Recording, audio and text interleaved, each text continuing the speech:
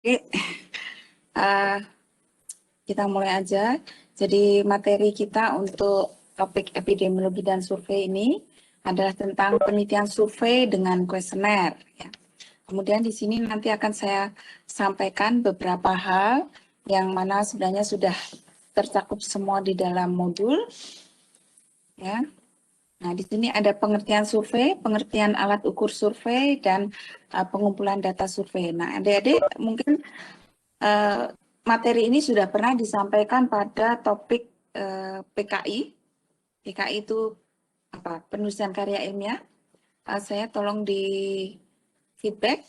Anissa, apakah adik sudah pernah menerima materi ini? Masih ingat nggak?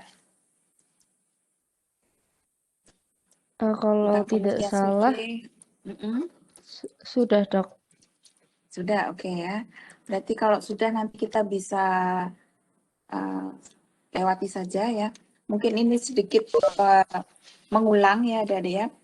Survei itu adalah suatu metode mengumpulkan data tentang penduduk ya.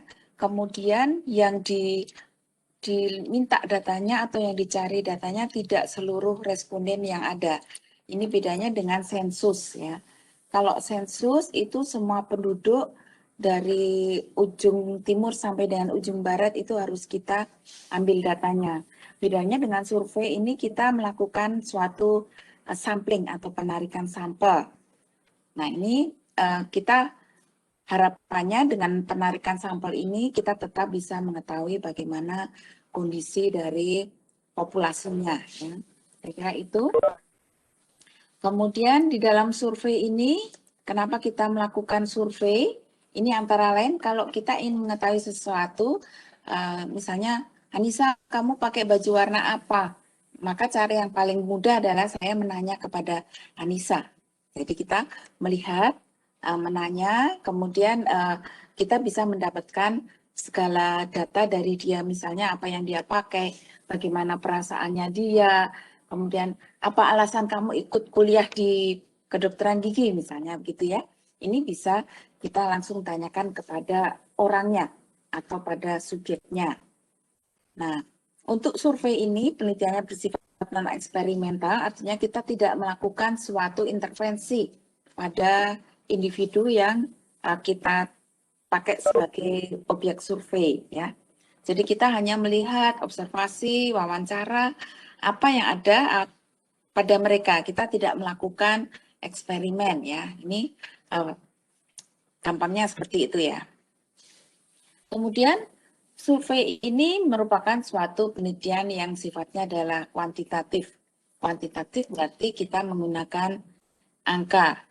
Angka ini nantilah yang akan kita analisis, kemudian dari analisis angka-angka tersebut kita interpretasikan dan kemudian kita simpulkan seperti apa.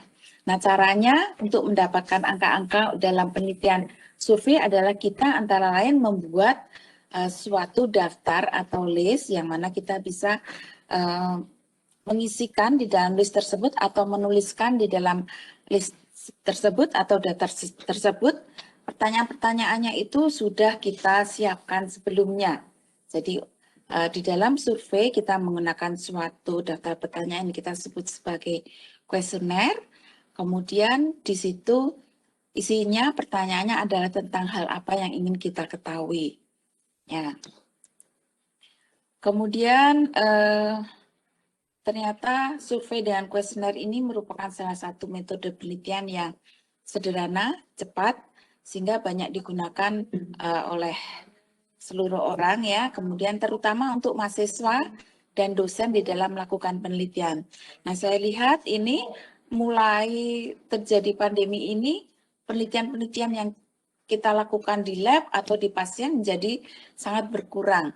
Sehingga penelitian-penelitian itu lebih banyak menggunakan kuesioner ini. Ya. Kemudian tujuan penelitian survei, adik-adik sudah saya sampaikan di modul, ini bisa ditengok nanti ya. Kemudian cirinya, ciri penelitian survei itu jenis penelitian survei itu bisa cross seksional ataupun longitudinal. Kalau cross-sectional itu artinya hanya kita sekali melakukan penelitian. Kalau longitudinal itu kita mengikutinya sesuai dengan waktu. Oke, kita percepat saja. Nah, ini ada suatu survei contohnya ya, tentang profil pengunjung rumah sakit. Nah, ketika kita ingin mengetahui berapa persen pasien yang tinggal dalam batas 5 kilo dari rumah sakit, misalnya RSGM. Kira-kira pasien yang datang ke RSGM itu rumahnya di mana aja? Kita pengen tahu. Kemudian kita catat semua data yang ada di RSGM. Ingat ya, data mungkin tidak semua, tetapi kita sampling saja. Kemudian kita tengok, kita kategorikan rumahnya 1 km dari rumah RSGM sampai dengan 5 km. Kemudian misalnya kita juga bisa melihat dari survei tersebut, mereka rata-rata datang ke RSGM untuk apa? Untuk cabut gigi, untuk nambal gigi, atau untuk membuat protese atau melakukan implan misalnya ya. Ini bisa kita lakukan. Kemudian ciri dari penelitian survei ini perlu kita pegang bahwa informasinya dikumpulkan dari sampel, ya, atau bisa juga dari populasi. Tapi populasinya bukan populasi yang besar, tetapi populasi yang cukup kecil ya. Jadi misalnya populasi anak panti asuhan itu kita bisa melakukan survei pada seluruhnya karena anak panti asuhan itu mungkin tidak terlalu banyak jumlahnya, jadi kita bisa menjangkaunya. Kemudian informasi yang kita butuhkan itu menggunakan suatu format tertentu. Format tertentu yaitu berupa pertanyaan-pertanyaan yang disusun secara sistematik. Nanti kita akan lihat bagaimana kita menyusun atau memulai pekerjaan membuat kuesioner. Ini adalah titik tangkap dari materi ini ya. Baik, kita skip beberapa. Nah ini, komponen dari survei yang penting adalah kita sampling ya. Selalu saya sampaikan di sini sampling, kemudian membuat kuesioner. Membuat kuesioner pasti ada desainnya, kemudian metode pengambilan data. Jadi 3 hal ini yang akan saya sampaikan. Kemudian untuk sampling mungkin sudah diterima atau akan lebih banyak dibahas pada topik penulisan karya ilmiah 1 atau penulisan karya ilmiah 2. Nah ini yang akan kita bahas nanti, fokusnya adalah tentang desain kuesionernya. Oke ya. Metode survei dengan kuesioner itu bisa bermacam-macam, bisa menggunakan observasi. Observasi itu artinya kita melihat, benar-benar melihat, kemudian mencatat. Nah ini untuk observasi ini, survei yang menggunakan metode observasi ini, misalnya pada perilaku binatang. Jadi kita bisa mengobservasi, melihat dia itu kalau diberi makan seperti ini, kira-kira dia mau nggak? Habisnya berapa persen? Nah itu kita observasi. Kita nggak bisa interview, kita tidak bisa memberikan kuesioner pada dia ya. Kita hanya bisa mengobservasi. Nah kemudian kalau metode interview dan kuesioner itu kita lakukan pada subjek yang manusia. Nah, ini ada perbedaan, sedikit perbedaan antara interview dengan kuesioner. Kalau interview itu berarti kita melakukan wawancara, artinya kita bertemu langsung, bertatap muka langsung, kemudian kita menyampaikan beberapa pertanyaan dan kemudian jawabannya kita catat. Nah, untuk kondisi sekarang seperti pandemi saat ini ya, mungkin kita tidak bisa melakukan tatap muka secara langsung. Nah, interview ini bisa kita alihkan secara daring, misalnya secara online. Demikian juga dengan kuesioner. Kuesioner ini juga sekarang hanya bisa kita sampaikan secara online ya, kecuali orang atau peneliti itu mau berusaha payah membungkus kuesionernya, kemudian mengirimkan dengan gosen kepada individu-individu yang ingin dia ambil datanya. Nah, mungkin orang-orang yang sangat mengharapkan respon dari subjeknya mungkin akan melakukan hal ini. Jadi mengirimkan satu persatu, kemudian pendekatannya secara individu. Nah, kalau kuesioner yang secara online itu bisa juga dilakukan, misalnya subjeknya itu adalah sifatnya homogen. Misalnya adik-adik melakukan penelitian pada mahasiswa. Pada mahasiswa maka kita bisa melakukannya dengan cara menggunakan WA Group misalnya ya. Menggunakan WA Group itu kita memberi link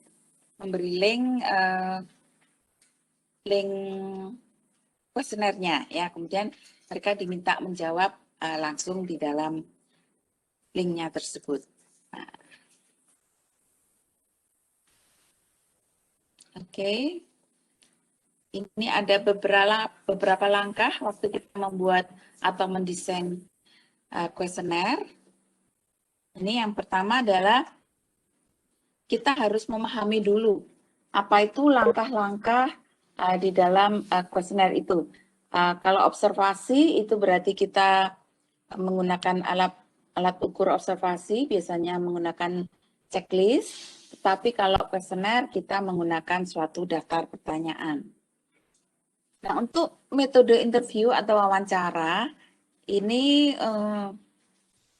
ada prosesnya, ada proses wawancara. Kemudian untuk wawancara itu membutuhkan suatu keahlian khusus ya.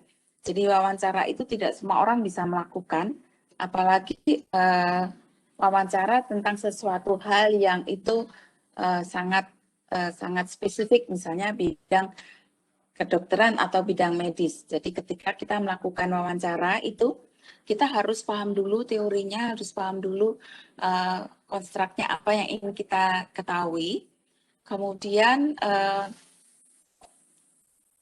prosesnya ada bertahap, jadi kita harus melakukan pembukaan dulu. Kemudian yang perlu diperhatikan di sini gaya bicara. Gaya bicara kita harus gimana ya? Gimana caranya ketika kita melakukan wawancara, dia mau merespon dengan baik. Jadi sekarang adik bisa bedakan. Nama siapa? Rumah di mana? Alamat? Penghasilan berapa? Nah, itu bisa adik-adik bandingkan misalnya, Mbak, apa kabar? Namanya siapa?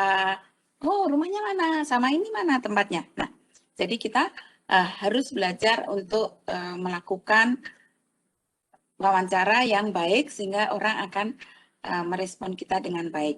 Nah, jadi sikapnya itu harus seperti apa supaya responnya bagus. Kemudian nada irama atau intonasi juga perlu diperhatikan. Kemudian di sini juga salah satu kelebihan dari wawancara itu kita bisa melakukan probing.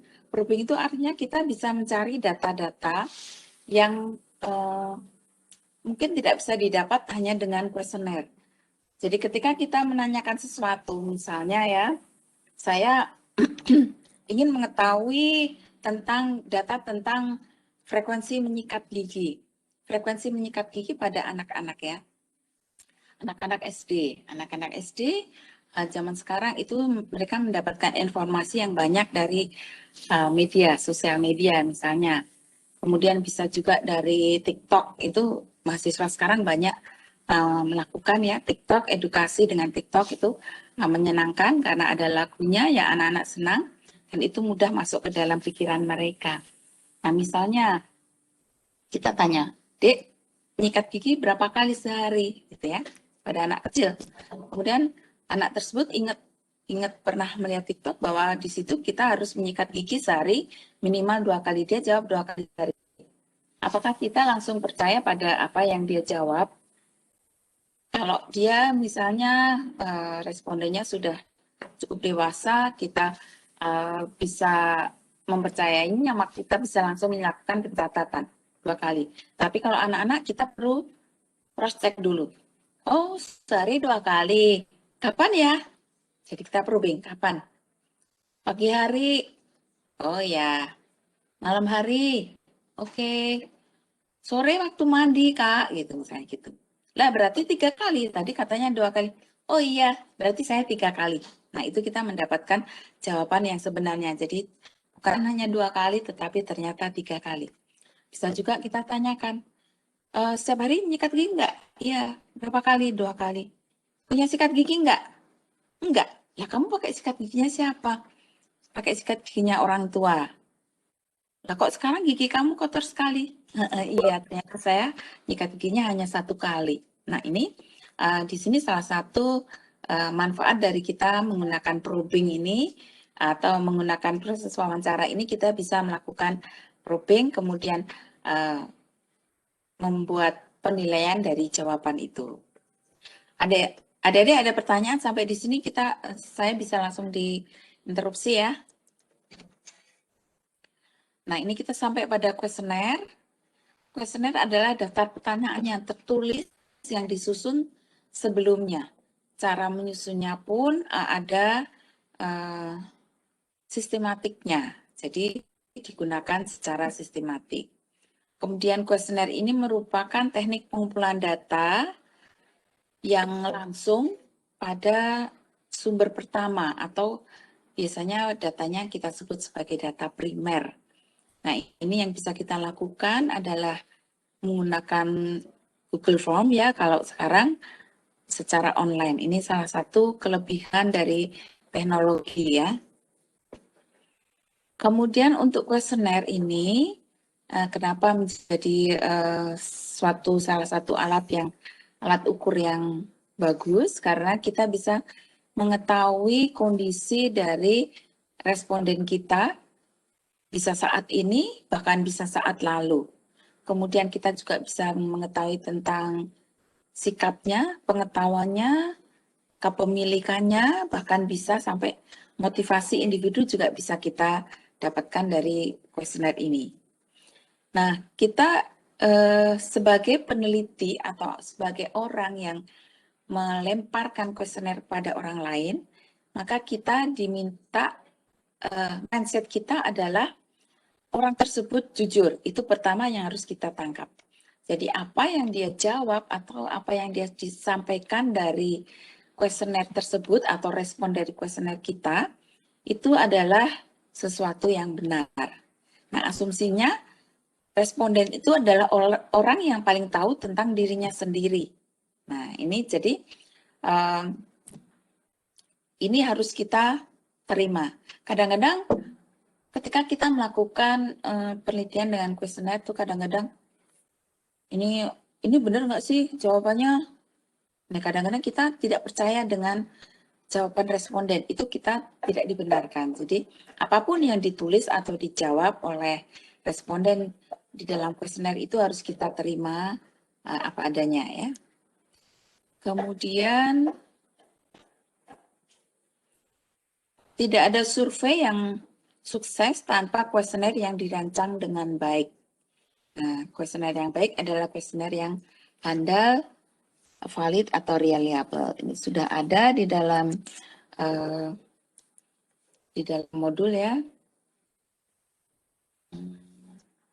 Kemudian hal-hal yang perlu diperhatikan dalam membuat kuesioner. Ini kalau kuesionernya offline, ini kita bisa membuat kuesioner dengan menarik ya. Mungkin ada beberapa gambar, ada font-font yang berwarna, terutama kalau kuesioner itu kita serahkan pada anak-anak pun masih bisa menjawab kuesioner. Tetapi pada level tertentu kuesionernya tidak terlalu rumit. Mungkin bisa diberi variasi dengan menggunakan gambar, menggunakan warna ya. Kemudian juga kalau kita offline kita bisa menunggui anak-anak yang mengisi kuesioner kita. Kemudian kalau kuesioner itu kita kirim, maka kita perlu untuk menuliskan alamat kita ya. Kalau secara offline kita kirim menggunakan GoSend, kemudian kuesioner yang kita kirim menggunakan GoSend tadi kita sertai juga dengan amplop yang sudah berperangko, sehingga ini mengecilkan kemungkinan dia tidak akan merespon kuesioner kita ya. Kemudian ketika kita melakukan atau membuat kuesioner, maka kita harus susun kuesioner tersebut. Ini salah satu caranya adalah dengan meletakkan pertanyaan-pertanyaan yang mudah dulu pada awal, ya, supaya orang yang akan menjawab itu dia beradaptasi dulu dengan kuesioner kita. Nah, kemudian nanti pada awal, pada pertengahan, pada akhir itu baru kita menggunakan pertanyaan-pertanyaan yang lebih rumit misalnya, ya. Kemudian ada juga di sini jangan lupa memberi contoh bagaimana cara yang baik dalam mengisi kuesioner. Mungkin kita membutuhkan jawaban berupa memilih salah satu jawaban. Nah, kita bisa meminta dia memberi centang atau memberi lingkaran pada huruf di depan jawaban. Nah, ini kita berikan caranya, kemudian kita berikan juga aturannya. Atau contohnya juga misalnya ada satu pertanyaan, kemudian cara mengisinya seperti apa itu kita contohkan. Kemudian yang perlu diperhatikan juga kita harus memperhatikan waktu yang nyaman untuk responden untuk menjawab kuesioner kita. Nah, kalau itu kuesioner itu dilakukan misalnya pada suatu kelas anak-anak SD, anak-anak SMP, SMA, maka kita bisa mengelola waktunya pada saat-saat mereka merasa nyaman. Mungkin tidak pada saat terlalu siang, ya. Tidak juga pada jam istirahat, karena mereka akan memikirkan lah, nanti saya nggak bisa istirahat, saya nggak bisa jajan. Nah, ini maka kita memilih waktu yang enak, ya. Baik, ini adalah beberapa contoh kalimat di dalam kuesioner. Ini ada kalimat yang terbuka, artinya pertanyaan terbuka, di mana responden itu bisa menjawabnya dengan bebas. Yang terbuka pun ada yang memberikan batasan, misalnya batasan hanya diberi berapa kalimat saja, atau mungkin Anda bebaskan sebebas-bebasnya, dia mau menulis berapa kalimat, 10, 20 kalimat. Ya. Kemudian ada lagi jenis pertanyaan yang membutuhkan yang kita tawarkan jawaban dua macam. Jadi kalau jenis kelamin ya kita tawarkan jawaban laki-laki perempuan. Jangan ada dalam kurung di bawahnya lainnya. Nah, itu tidak diperkenankan. Jadi hanya kamu harus milih laki-laki atau perempuan ini. Kemudian bisa juga jawaban yang lebih dari dua jadi pertanyaan dengan lebih dari dua jawaban. Nah, ini contohnya bagaimana pendapat mahasiswa tentang pekerjaan sebagai dosen. Apakah adik-adik akan menjawab sangat menarik sama dengan pekerjaan lainnya atau sangat membosankan? Menurut kamu apa ini, Anissa, ini jawabannya? Enaknya diisi yang mana? Yang terakhir kali ya? Oke ya, sangat Ganteng, membosankan. dokter. Tergantung. Oke, dosennya di mana dulu ya? Instansinya di Iya. mana? Gajinya berapa? Nah, ini ada pekerjaan luar yang menjanjikan tidak ya? Ini bisa ya. Oke ya. Nah, ini tentang kuesioner tadi. Ini penggunaan kuesioner itu biasanya berstruktur. Nah, kuesioner yang baik itu bersifat reliable dan valid. Ini kita ulang sedikit. Jadi yang dimaksud dengan valid adalah mengukur apa yang seharusnya diukur. Jadi kalau kita akan menanyakan tentang A, maka pertanyaannya juga harus menjurus tentang A. Jangan sampai kita membuat pertanyaan yang nanti jawabannya meragukan. Bukan tentang A tetapi tentang B. Jadi valid itu prinsipnya adalah mengukur apa yang kita inginkan. Ya. Kemudian kalau reliable itu memberikan hasil yang sama pada situasi yang berbeda. Jadi kuesioner itu bisa kita gunakan di Jawa Tengah misalnya. Kita bisa gunakan juga di Jawa Timur, bisa kita gunakan di luar negeri. Ya, makanya nanti akan ada tips buat adik-adik bahwa karena kuesioner itu syaratnya adalah valid dan reliable, adik-adik boleh menggunakan kuesioner orang lain yang sudah pernah digunakan di tempat lain ya. Karena sifatnya reliable, jadi mungkin sudah pernah digunakan di Amerika, adik-adik gunakan di Indonesia. Jadi situasinya berbeda. Mungkin subjeknya sedikit berbeda, kalau dia sifatnya reliable, kuesionernya adik-adik bisa menggunakannya. Oke. Masalah reliable, oke.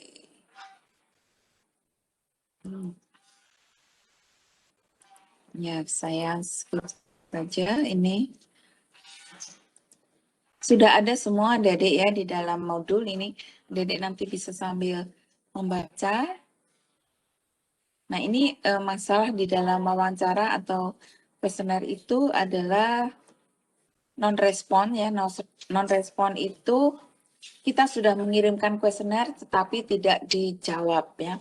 Nah, caranya kita mengatasi masalah non-respon ini, kita jaga-jaga, kita bikin cadangan ya. Cadangan dalam jumlah sampel. Atau kita follow up. Follow up itu artinya kita mengulang, mengotak ulang.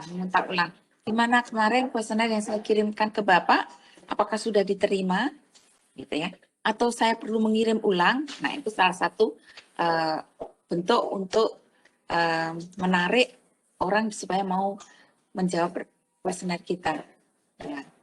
Kemudian mungkin kurang etis ya kalau atau kurang baik kalau kita menanyakan, Bapak, saya kemarin sudah kirim kuesioner ke tempat Bapak.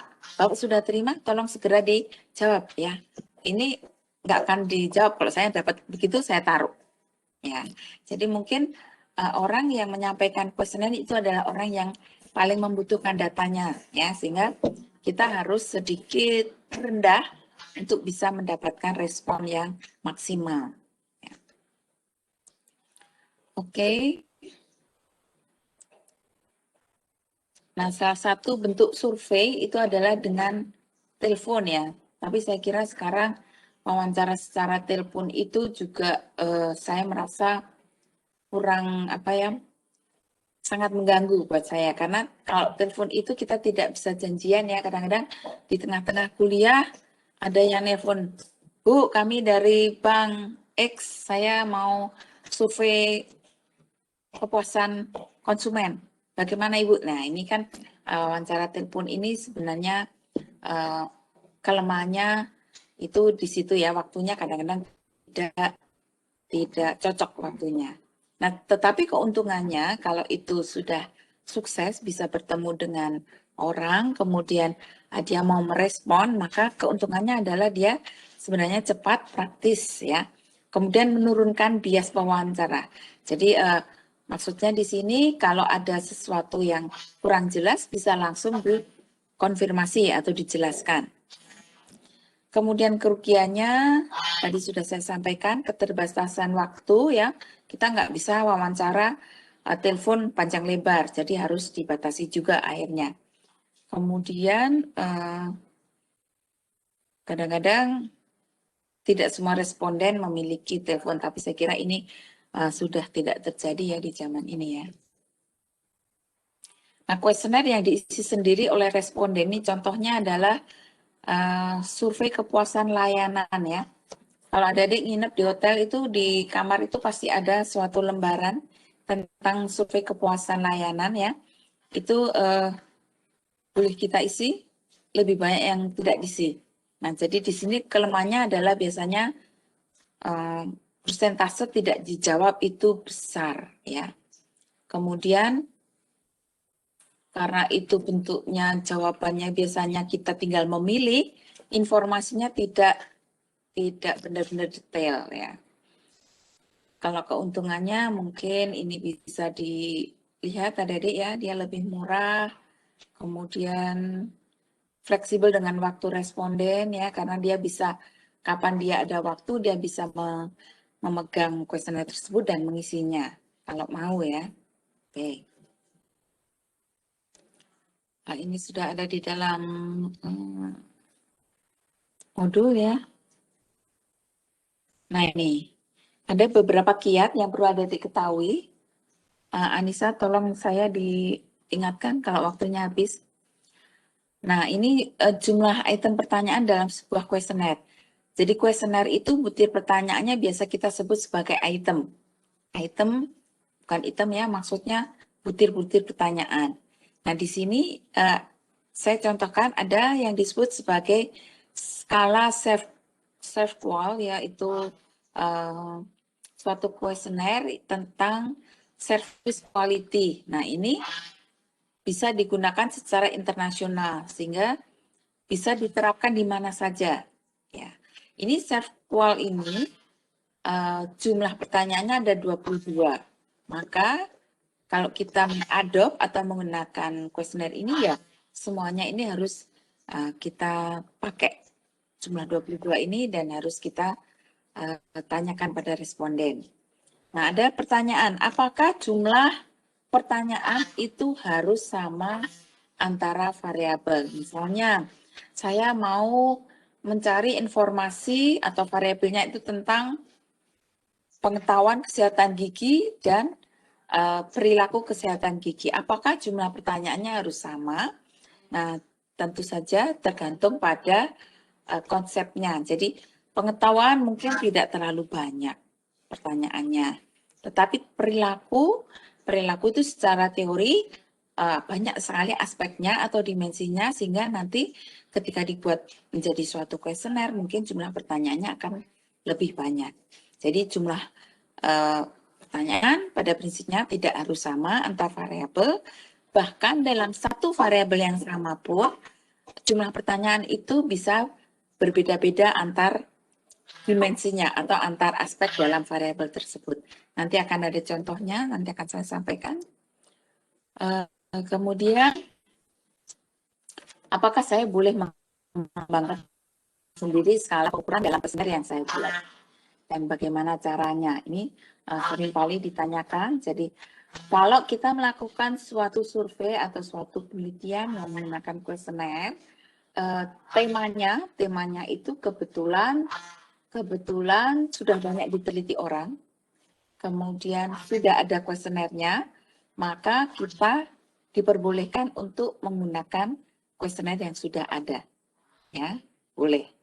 Tetapi kalau kuesioner tersebut ternyata kurang cocok dengan apa yang kita inginkan, saya sebenarnya ingin mengetahui juga data-data yang lain, maka kita diperkenankan pula untuk memodifikasi atau merubah kuesioner tersebut. Syaratnya ketika kita buat laporannya harus dinyatakan juga bahwa kuesioner saya ini adalah modifikasi dari kuesionernya si A. Ya, bisa juga kita mengambil dua kuesioner, kemudian kita campurkan. Kita juga bisa mengatakan atau kita harus menuliskan bahwa kuesioner saya adalah modifikasi antara kuesioner A dan B. Kemudian mungkin adik-adik perlu nambahkan juga kuesioner yang A yang saya ambil adalah pertanyaan yang mana saja, yang B yang mana saja, kemudian saya menambahkan sendiri pertanyaan-pertanyaan saya, itu ada berapa. Nah ini perlu diberi penjelasan secara detail di dalam suatu laporan penelitian misalnya. Nah berapa jumlah item yang layak? Nah ini minimal ada 5 item untuk satu kontrak, tapi sebenarnya tidak angka itu tidak pasti ya, tidak fix sekali ya. Bahkan satu kontrak pun ada yang bisa dijawab hanya dengan satu pertanyaan ya. Misalnya jenis kelamin kita bisa menanyakan hanya dengan satu pertanyaan saja. Apa jenis kelamin Anda? Oke, satu item. Tidak perlu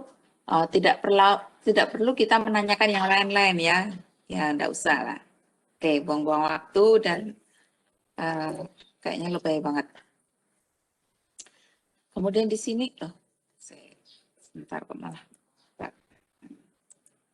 Oke, sudah ya Dede tentang kuesioner tadi.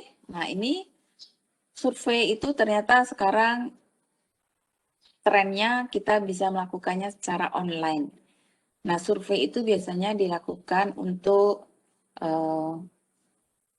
beberapa hal, misalnya untuk polling, kemudian ada komplain survei ya, kemudian yang sekarang menjadi boom ya adalah untuk penelitian ilmiah atau untuk akademik, itu kita menggunakan survei secara online.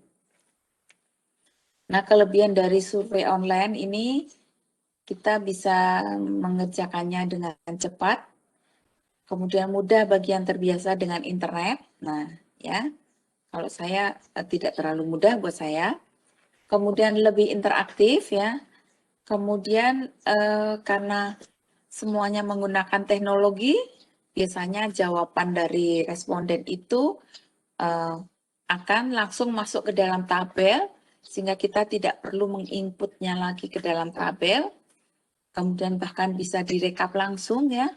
Kemudian dari misalnya pertanyaan 1 dari 1000 responden itu, pertanyaan 1 itu berapa persentase yang menjawab setuju, berapa persentase yang menjawab tidak setuju. Ini misalnya ya jawabannya begitu. Ini bisa langsung otomatis kita dapatkan. Kemudian dapat diisi kapan saja, siapa saja, di mana saja. Syaratnya adalah memiliki koneksi internet ya. Kemudian kelemahannya tidak sesuai untuk wilayah dengan koneksi yang buruk ya. Ini bahkan untuk survei online pun kita bisa menerapkannya antar negara ya. Saya kira nggak masalah. Ini salah satu contoh ya, ini untuk yang terakhir ya adik-adik ya. Salah satu contoh survei online yang bisa dilakukan. Ini ketika survei itu, ini adalah penelitian mahasiswa kedokteran gigi. Adik-adik, mohon maaf untuk tema ini adik-adik boleh capture tetapi tidak boleh dicontoh ya, karena ini sudah hak patennya dia untuk melakukan penelitian ya. Jadi ada salah satu mahasiswa kedokteran gigi ini membuat tema penelitian yang nantinya surveinya itu akan dia terapkan secara online. Temanya adalah kesiapan dalam memberikan pelayanan di era tatanan kenormalan baru, new normal, di masa pandemi COVID-19. Nah, siapa yang akan dia survei? Ternyata yang dia survei adalah fasilitas pelayanan kesehatan gigi. Nah, ketika adik-adik menentukan, oh saya mau pengen tahu tentang fasilitas pelayanan kesehatan gigi dan mulut misalnya, klinik gigi ya.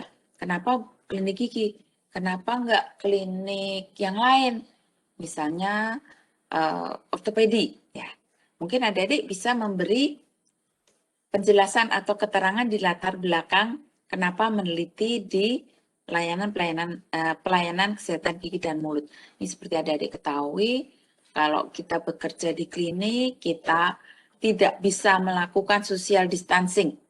Nah ini, mengapa dokter gigi memiliki risiko yang paling tinggi atau cukup tinggi untuk bekerja pada pasien ya. Cukup tinggi risikonya untuk bisa terpapar COVID. Kita kan nggak mungkin ya memeriksa pasien kemudian dengan tangan yang kita julurkan supaya jaraknya 1 meter, itu nggak mungkin. Jadi kita akan selalu berhadapan dengan wajah pasien, cukup dekat, kemudian kita menggunakan alat yang berputar misalnya ya, alat yang berputar, kemudian di situ ada udara yang disemprotkan, tersebar. Nah itu di situ tempatnya virus ya, ada droplet di situ. Kemudian kita juga bekerja dengan darah, mungkin kita scaling ada keluar darahnya. Nah ini juga menjadi risikonya tinggi ya. Nah ini mungkin menjadi salah satu alasan kenapa saya melakukannya di fasilitas pelayanan kesehatan gigi dan mulut. Nah fasilitasnya itu seperti apa? Ini juga harus kita pilih-pilih, tidak semuanya kita lakukan penelitian. Nah misalnya pada fasilitas yang tingkatnya primer. Primer itu primer jadi bukan rumah sakit ya. Primer itu misalnya pribadi, individu, mandiri, bisa swasta. Kalau pemerintah itu mungkin puskesmas ya. Puskesmas juga termasuk stratannya primer. Di mana? Nah ini kita harus membatasi lokasi penelitian kita misalnya di DIY aja ya. Nah kemudian di sini kita bisa melihat bahwa variabel kesiapan Fasiankes ini kita definisikan dulu. Definisikan dulu, kemudian alat ukurnya apa, kuesioner, datanya seperti apa, interval. Nah ini kenapa dia melakukan tema ini, ternyata dalam masa pandemi COVID ini WHO dan PDGI di tahun 2020 mengeluarkan pedoman pemberian pelayanan bagi fasilitas pelayanan kesehatan gigi dan mulut. Yaitu, nah ini adik-adik pasti bingung nih angka-angka apa. Nah, yaitu aspeknya apa saja? Aspeknya ini meliputi screening dan triase, kontrol infeksi, ventilasi, pembuangan limbah. Nah, ini angka-angka ini adalah angka-angka jumlah pertanyaan. Tadi sudah saya sampaikan, jumlah item itu tidak harus sama. Jadi bisa saja tentang screening itu ada 3 pertanyaan. Kontrol infeksi ada 5 pertanyaan. Kemudian sterilisasi dan disinfeksi ruang praktek 7 pertanyaan. Nah, jumlah Saya totalnya Dokter adalah Yuni. 4 pertanyaan. Ya. Saya Dek. Dok, waktunya sudah habis Dok, sekarang sudah pukul 10. Oke. Oke. Mungkin satu slide terakhir ya, Dedek ya. Nah, ini Oke, adalah dokter. salah satu contoh untuk survei online ya. Jangan lupa adik-adik ketika kita melempar survei, kita harus tahu apakah dia bersedia untuk menjawab, maka ini ada inform concern yang perlu disampaikan ya. Kemudian ini salah satu bentuk inform concern-nya. Oke.